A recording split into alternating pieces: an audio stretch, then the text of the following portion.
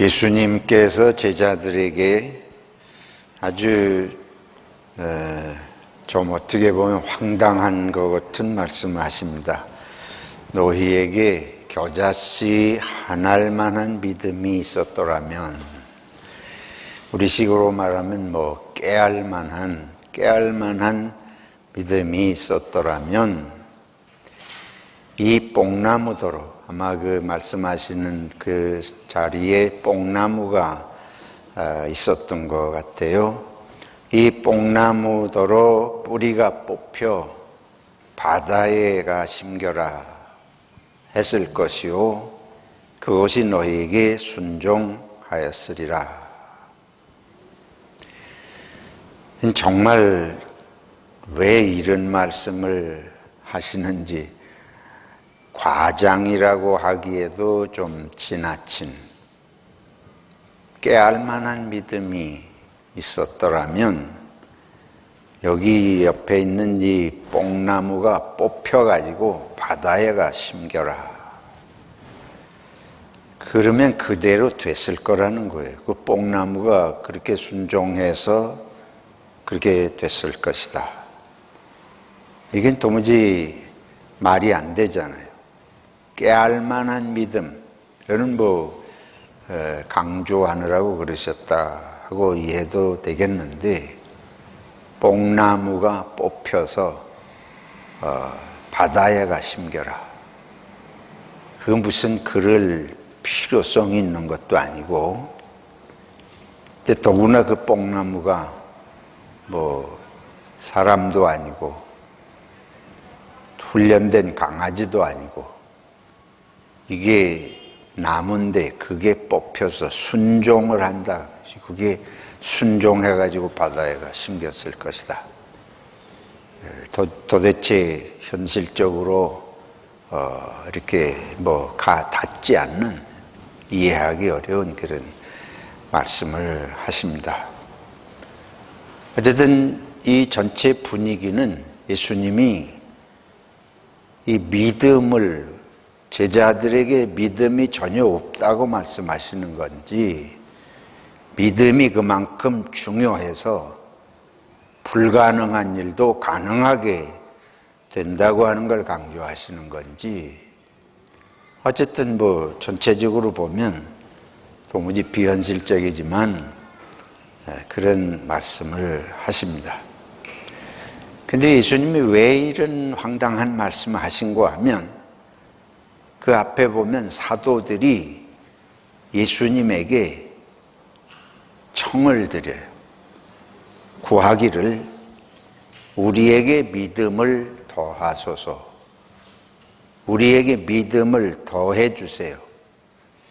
네가 믿음을 더 많게, 우리 믿음이 더 크게 해주세요. 우리 믿음이 더 크게 해주세요. 아주 쉽게 이해하도록 그렇게 표현해보죠. 믿음을 키워달라고 사도들이 예수님께 청을 드렸는데, 그에 대한 대답입니다. 아주 면구스럽게, 부끄럽게 느껴질 것 같아요.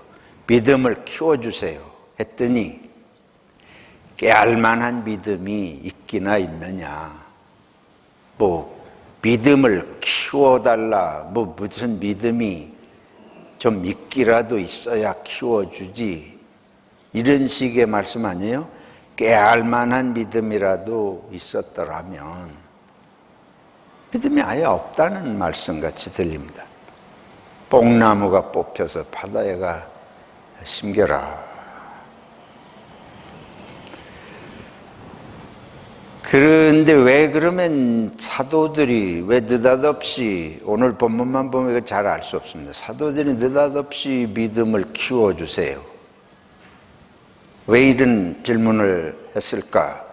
앞에 부분을 오늘 우리 본문이 아니어서 읽진 않았지만 바로 앞에 나오는 말씀들을 좀 읽어볼 필요가 있습니다. 17장 1절로 4절을 보면 예수님께서 제자들에게 말씀을 하시는데, 세상에 실족하게 하는 일, 다른 사람이 실족이라고 하는 건 발이 미끄러져 넘어지게 하는 거 아니에요.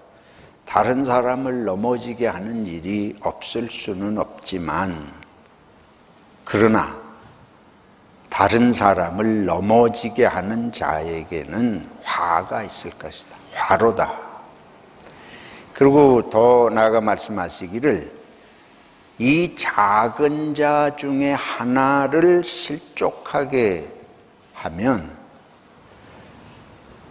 이 작은 자, 무시하는 사람, 별 볼 일 없이 그냥 그렇게 천시해도 될 것 같은 사람, 그 작은 자 하나를 실족하게 넘어지게 하면, 여기도 아주 굉장한 과장처럼 느껴져요.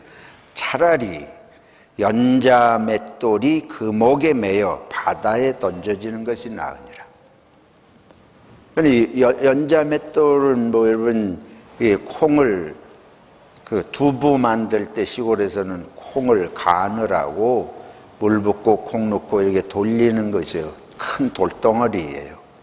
무거워서 보통 들기도 힘든 그 맷돌. 근데 이거는 한국에서는 그 콩 하느라고 맷돌 하는 거지만은 이스라엘에서는 이 포도를 그들이 많이 재배하니까 포도즙을 짜고 뭐 그런 여러 가지 용도의 큰 연자 맷돌을 우리 손으로 돌리는 게 아니고 이렇게 무슨 나귀가 돌리든지 그런 것까지 있습니다. 그러니까 그런 맷돌을 목에다 메고 바다에 빠지라. 조금 전에는 뽕나무가 뽑혀서 바다에 심겨라. 이거는 목에다 연자 맷돌을 메고 바다에 빠지는 거다. 그거는 죽어서 아야 다시 살아나올 가능성이 전혀 없는 그런 아주 무시무시한 말씀 아니에요? 끔찍한 말씀 아니에요? 어떻게 이렇게 말씀하실 수 있으실까? 예수님이 점잖으시면 좀 덕이 있고 인자하시다며 어떻게 이런 표현을 할 수 있을까?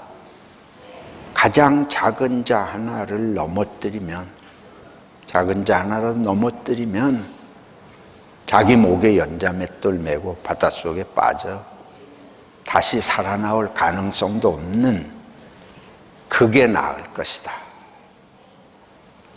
그러시면서 너희가 스스로 조심하라. 만일 내 형제가 죄를 범하거든, 거기서 이제 한 발 더 나가서 풀어서 말씀하십니다. 내 형제가 죄를 범하거든 경고하고 회개하거든 용서하라. 만일 하루에 7번이라도 내게 죄를 짓고 7번 내게 돌아와 내가 회개하노라 하거든 너는 뭐하라? 용서하라. 이것도 어마어마한 과장입니다. 황당한 말씀이에요. 하루에 7번을 나한테 죄를 짓고 잘못했는데 그 사람이 7번 와서 잘못했다고 그러면 용서하라는 거예요. 있을 수도 없는 일 같고 역사상 이런 일이 있어 본 적이 있는가 싶을 일입니다. 하루 사이에 나한테 7번 죄를 짓고 7번 와서 잘못했다고 이게 뭐 일상적으로 상상할 수 없는 일 아니에요? 그런데 그렇게 될 때에 그걸 7번이라도 뭐 하라는 거예요? 용서하라. 그러니까 이게 보통 말씀이 아니죠. 이게 예수님이 뭐 말만 하면 부풀려서 그것 부풀리는 정도가 아니고 어마어마하게 이렇게 일을 말씀하시는 분이거나 아니면 이게 그만큼 중대하기 때문에 하시거나 뭐 그렇게 생각해 볼 수 있겠습니다. 일상적으로는 잘 얘기도 안 되는 것이고 상상도 할 수 없는 그런 일입니다. 그러니까 제자들이 그런 일이 어떻게 있겠습니까? 또는 하루 7번 잘못을 한 사람이 7번 와서 잘못했다고 하는 일도 드물겠지만 7번 잘못했다고 그런다고 그걸 또 7번씩을 용서한다는 게 그게 상식적으로 맞습니까? 그래서 제자들이 말하는 거예요. 우리에게 믿음을 도와주소서. 이거는 보통 일이 아니에요. 일상적으로 이런 일은 있지도 않겠지만 실제 그런 일이 일어난다면 어떤 사람이 하루에 7번씩을 용서를 하겠냐. 하루에 7번씩을 잘못하는 일도 그걸 7번 회개한다 그러고 그 회개만 한다 그러면 그걸 다 용서하냐. 말이 안 되잖아요. 우리는 2번만 같은 걸 반복해도 그것도 뭐 몇 달 사이에 그것도 아니고 우리는 몇 년이 지나도 같은 일 2번만 나한테 잘못해도 평생 잊질 않고 그럴 텐데 이거는 하루에 7번을 그런 똑같은 짓을 하고 똑같은 잘못을 했다 그러면 말이 안 되고 그거는 잘못했다고 회개하는 거라고 볼 수가 없는, 이건 입에 발린 얘기지. 어떻게 그런데 그걸 뻔히 알면서 저기 이 버릇처럼 말만 하는 게 뻔한데 그걸 또 믿고서 그대로 용서를 하란 말입니까? 그러니까 믿음을 더하소서 하는 말은 이게 정말 믿음 키워주시기를 바라는 건지 제자들이 어떤 심정에서 이 말을 했을는지 제 같으면 말도 안 되는 소리 하지 마세요를 다른 식으로 표현한 것에 지나지 않다 이런 생각도 해볼 수 있습니다. 그건 안 되는 얘기입니다. 보통 제정신 가지고는 안 되는 얘기를 예수님 하십니다. 모르죠. 우리가 정말 그렇게 할 만큼 엄청난 뭔가 제정신이 아닌 믿음이 있다면 모를 테지만 그러니까 이게 정말 예수님이 이렇게 하시라 그러는 거면 우리에게 그렇게 할 만한 믿음을 키워주세요. 이런 식의 리스판스예요. 그런 식의 응답이에요. 예수님께. 그때 예수님이 하신 말씀이 너희에게 겨자씨 깨알 만한 믿음이라도 있었더라면 이 뽕나무가 뽑혀서 바다에 심겨라 해도 순종했을 것이다. 그러시면서 이제 더 나아가서 말씀하시기를 너희 중에 누구에게 종이 있는데 종에게 가서 밭을 갈고 양을 치고 오라. 그러면 종이 가서 시킨 일을 하고 와서는 집에 우리가 일을 다 이렇게 시키신 대로 했으니까 이제 배고픕니다. 그리고는 먹을 것을 준비를 하고 주인이 와가지고 수고했으니까 와서 먹으라 하고 준비해놓고 상을 차려놓고 대접하겠느냐. 종이라는 것은 당연히 밭을 메고 당연히 양을 치고 할 일을 했을 뿐이지 그거 가지고 뭐 보상을 바라고 일 많이 했으니까 맛있는 거 먹을 거 준비해 놓으라고 하고 당연히 상차림을 받고 뭐 이럴 일이겠느냐. 명한 대로 하였다고 종에게 감사하겠느냐. 이와 같이 결론은 이겁니다. 너희도 명령받은 것을 다 행한 후에 이르기를 우리는 무익한 종이라. 우리가 하여야 할 일을 한 것뿐이라. 이런 종이 또 어디 있겠어요? 말은 되는 것 같은데 요새 종이 그런 종이 어디 있습니까? 요즘으로 생각하면 자기 일하고 우리는 명령받은 대로 했는데 아주 당연히 할 일을 했고 저희는 그저 무익한 종입니다. 그래서 예수님의 이 말씀은 시작부터 끝절까지 구절구절이 단어 하나하나가 아주 황당한 말씀이에요. 이 현실적으로 통하지 않는 말씀이에요. 제가 직선적으로 말하면 이런 인간은 세상에 없다. 예수님이 말씀하신 대로 이렇게 할 수 있는 인간은 세상에 없습니다. 나도 안 되고 그런 인간을 본 적도 없고 쉽지 않은 일을 말씀하신다. 근데 왜 이런 말씀을 예수님께서 그러면 하시는 것인가? 이 말씀 속에서 저희들이 우리가 삶이라는 게 뭔지를 근원적으로 알지 못하고 산다. 예수님 말씀은 우리가 삶을 열심히 살아요.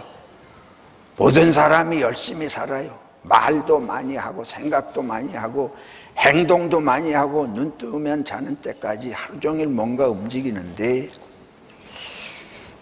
예수님이 보시는 정말 우리를 지으신 하나님이 생각하시는 인생의 삶의 길, 살아야 할 모습, 삶의 의미, 삶의 목적, 이런 거 하고 우리는 이게 너무 안 맞아요. 예수님이 말씀하실 때 우리는 예수님이 우리하고 안 맞아. 예수님이 하신 말씀이 현실하고 맞지 않아. 근데 예수님이 보실 때는 우리가 본래 하나님이 지으신 삶에 너무 맞지 않는 모습으로 사는 것 아니냐, 이렇게 거꾸로 된 거예요. 그래서 우리는 예수님이 말씀하시는 게 황당해. 그런데 예수님이 보실 때는 너희를 지으신 하나님을 아느냐? 너희가 어떻게 살기를 바라고 지으신 하나님을 믿느냐? 너희가 하나님이 지으신 것과 하나님이 이러이러하게 살도록 지으셨다고 하는 그 하나님의 말씀을 도대체 깨알 만큼이라도 우리 삶의 의미가 그것이다, 우리 삶의 목적이 그러한 것이구나 하는 걸 믿기를 깨알 만큼이라도 믿느냐, 이런 말씀으로 들리게 됩니다. 구체적으로 들어가 보죠. 그러면 하나님이 우리들에게 원하시는 삶의 모습이라고 하는 게 무엇인가? 여기 있는 말씀을 보면 남을 실족하게 하지 말라는 거예요. 남을 넘어뜨리지 말라는 거예요. 넘어진 사람을 일으켜 세워줄지언정 멀쩡한 사람을 넘어뜨리지 말라. 근데 우리가 살아가기를 날마다 남을 넘어뜨리는 소리를 해. 돌아서면 험담하고 이간질하고 욕하고, 남이 그러는 게 아니고 제 자신이 그래요. 남을 세워주는 말을 평생 내가 몇 번을 해보는지, 진심에서 칭찬을 하고 그 사람 없는 데서 다른 사람이 그 사람을 정말 좋은 사람으로 생각하도록 진심을 담아서 말을 해본 적이 내 평생에 몇 번이나 있는가? 그러면 그 많은 말을 한중에 그런 말이 몇 번 없으면 나머지는 전부 뭐 한 거예요? 실족해 넘어뜨리는 말 하고 돌아다닌 거죠. 입만 열면 남을 부끄럽게 만들고 넘어지게 하고 갈라지게 하고, 그런 일이 너무 많이 일어나니까 이 세상이 하나님이 지어 놓으셔가지고 서로 알콩달콩 잘 살게 인생의 지혜를 주시고 마음의 사랑을 넣어주셔서 이렇게 지었는데 이게 살아가는 모습은 너무 이러니까, 그래서 연자맷돌 목에 메고 바다에 빠지는 게 낫다고 할 만큼 예수님이 그렇게 말씀하시는 건 이게 그만큼 중요한데 그만큼 무시되는지, 아무도 이게 얼마나 중요한지를 생각하지 않고 살아요. 이렇게 하나님이 지으신 대로 살면 너무 행복할 텐데 그 행복이 먼 데 있는 게 아니고 거기 있는데 그걸 안 하니까 안타깝다 그 다음에 형제가 잘못하잖아요. 우리가 가만히 있는 사람도 넘어뜨리지만 더 나아가서 이제 잘못한 사람, 내 형제가 죄를 범하거든 경고하고 회개하거든 용서하라. 여기 경고하라는 건 죄 짓는 것 자체가 옳은 것은 아니니까 그거는 경고를 할 필요가 있다. 그러나 그것을 회개하면 용서해라. 얼마큼 용서해야 됩니까? 하루 7번 잘못을 저지르고 7번을 회개한다 그러면 7번 다 용서하라. 용서가 살아가는 삶에서 절대적으로 중요합니다. 우리가 용서만 잘해도 세상이 천국이 되겠습니다. 그래서 이거 실족하지 않게 이거 용서하는 거 이것만 잘 돼도 세상은 지금보다 1000배 만배 행복한 세상. 왜 그렇게까지 용서해야 되나? 첫째로 형제라고 말이에요. 누구든지 그리스도 안에서 다 형제 자매입니다. 한 식구예요. 그러니까 용서해야 돼요. 용서 안 하면 계속 고통스럽고 불행하게 살아 서로. 둘째는 용서가 왜 중요하냐? 나도 용서 받은 사람입니다. 저 사람이 저지르는 잘못은 내가 눈이 밝아가지고 잘 보이지만 사람은 자기 잘못은 안 보이게 되어 있습니다. 예수님 뭐라 그러지? 남의 눈에 티끌은 보이는데 내 눈에 들보는 안 보인다. 이것도 엄청난 과장 같은데 그만큼 우리들은 내 문제에 대해서는 둔해요. 인정 안 해요. 내 문제는 아무리 심각해도 심각한 것으로 생각하지 않습니다. 그러니까 다른 사람이 나한테 티끌만하게 잘못한 것도 그걸 가지고 앙심을 품지만 내가 다른 사람에게 대들보만큼 큰 짓을 잘못을 저질러도 우리는 그것을 인정하려고 하지 않습니다. 뭐 그거 가지고 그러냐. 저 사람은 나 때문에 죽을 만큼 고통을 당하는데도 뭐 그것 때문에 그러냐. 소심하게 이러는 모습, 우리들 살아가는 모습이. 그래서 우리들이 나는 저 사람이 한 번 용서받아도 될 거면 나는 10번 용서받을 짓을 했다고 생각해도 이게 과장이 아니에요. 내 마음이 늘 나를 합리화하고 살기 때문에 뻔뻔하게 사는 거예요. 그런 뜻이 들어있습니다. 그러니까 그걸 정신 차리면 저 사람이 내가 저 사람을 용서하지 않으면 나도 용서받을 수 없는 사람이다. 특별히 우리 그리스도 예수 안에서 예수 믿는 사람들은 십자가 안에서 내가 용서받았기 때문에 지금 사는 것이. 그래서 우리가 어떤 상황에서도 용서해야 된다. 셋째는 지난주에 우리 말씀을 나눴습니다. 과거에 사는 사람, 현재에 사는 사람, 앞을 미래를 향해 사는 사람. 그리스도인은 하나님의 나라, 영원한 천국, 앞을 미래를 믿고 가는 사람들이고 미래를 하나님의 영원한 세계를 믿고 사는 사람들 아닙니까? 용서하지 않으면 미래로 나아갈 수 없습니다. 용서하지 않으면 과거에 잡혀서 한 발짝도 전진하지 못합니다. 지나간 날에 잡혀 있는 것이 용서하지 않는 거예요. 용서하지 않으면 과거에 내가 끈이 묶여가지고 한 발짝도 새로운 피조물 될 수 없고 새로운 내일을 향해서 발걸음을 옮겨 놓을 수 없습니다. 마지막으로 믿음은 뭐냐? 믿음은 다가오는 하나님의 나라를 믿는 것입니다. 하나님의 영원한 천국을 믿는 것입니다. 그러니까 믿음이라는 것은 미래를 향한 삶을 말하는 것이에요. 지나간 걸 뭘 믿어요? 그런 건 믿는다고 하는 건 지나간 얘기를 하는 거 아니잖아요.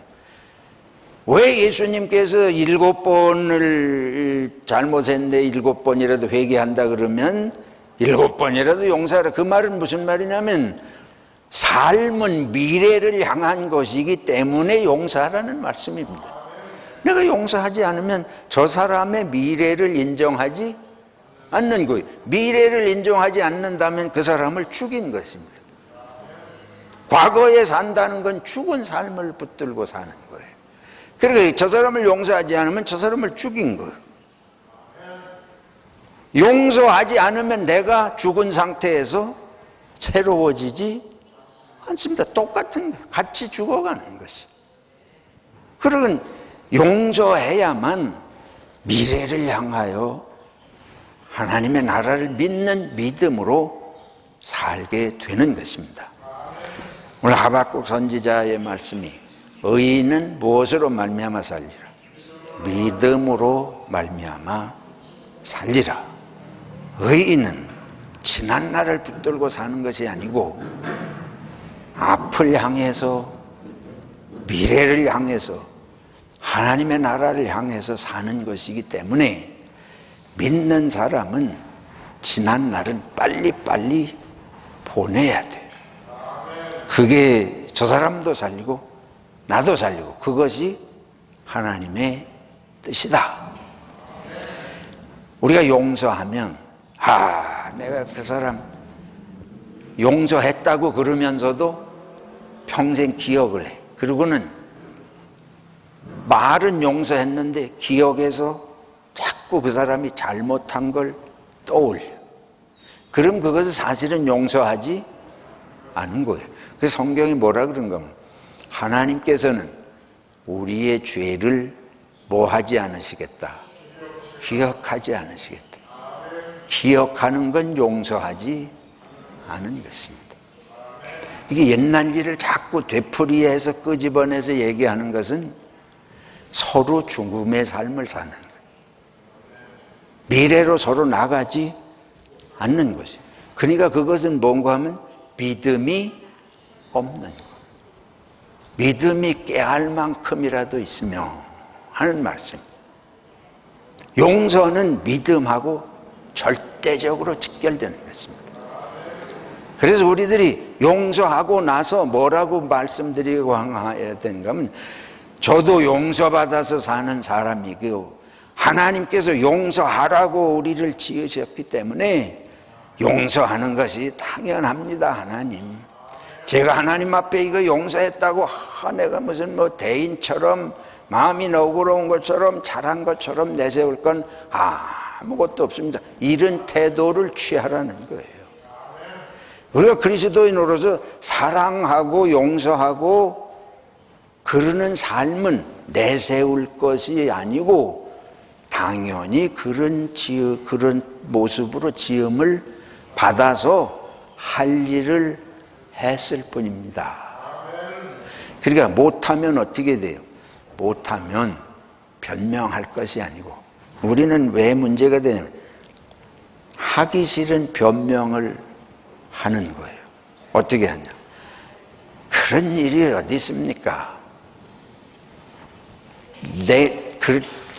여기 믿음을 더해 주소서. 그게 그 말이에요. 이 말 속에는 우리가 그렇게 할 수 있는 사람이 어디 있습니까? 심지어 뭐라고 그러고 하나님이 우리들에게 그렇게 할 수 있는 마음을 주세요. 그러면 누구 탓이 돼요? 하나님 탓. 우리가 용서할 수 있는 무슨 그게 문제가 안 될 만큼 상황이 바뀌게 해주시든가, 저 사람이 벌 받아가지고 내가 안갚음을 안 해도 마음이 후련하게 되든가, 뭐가 돼야 우리가 용서를 하지. 저놈은 더 잘 된 것 같고 나는 그것 때문에 더 고통받는데 그래도 용서해야 됩니까? 이유가 얼마든지 있잖아요. 현실 속의 이유는 산처럼 세고 셌습니다. 그래서 안 할 이유가 넘치는 거예요. 그러니까 안 하는 거예요. 근데 예수님께서 깨알 만한 믿음, 뭘 말하냐? 하나님이 하라고 하시니까 무조건 하는. 내가 용서 안 해야 될 이유가 수천 가지가 있는데 말씀이 용서하라고 하시니까 무조건 합니다. 그러면 뽕나무가 뽑혀서 어디에가 심긴다? 바다에가 심긴다. 그건 내가 못하는 일이요. 그건 누구만이 할 수 있는 일입니까? 하나님만이 할 수 있는 기적입니다. 하나님이 기적을 일으키신다는 말씀입니다. 네가 네 머릿속에 이거는 안 돼, 저거는 안 돼, 저놈은 못된 놈 용서한다 그러면 더 기가 나서 할 거야. 자기 잘못도 깨닫지 못하는 놈을 그냥 넘어가 버리면 똑같은 짓을 또 되풀이하고 반복할 거야. 이유가 수천 가지, 수만 가지 있는데 그런 거 다 따지면 한 번도 용서할 수 없어요. 근데 말씀이 용서하라고 하시니까 난 무조건 합니다. 그러면 하나님이 뽕나무가 바다에 심기는 기적을 이루실 줄로 믿습니다. 이게 예수님이 하시는 말씀입니다. 그래서 예수님이 하시는 말씀은 황당해 보여요. 비현실적으로 보여요. 사실입니다. 예수님은 황당한 일을 하실 수 있는 창조주 하나님 자신이기 때문에 이 말씀을 하시는 것입니다. 이게 믿음입니다. 사랑하는 우리 소망교회 성도 여러분, 저나 여러분이나 우리는 믿을 수 없는 것을 믿고 사는 것입니다. 왜? 하나님을 믿으니까. 그래서 깨알 만한 거라도 하나님이 하신다는 걸 믿고 하면 하나님이 기적을 일으키시는, 우리는 상상하지 못한 일을 역사하실 줄로 믿습니다.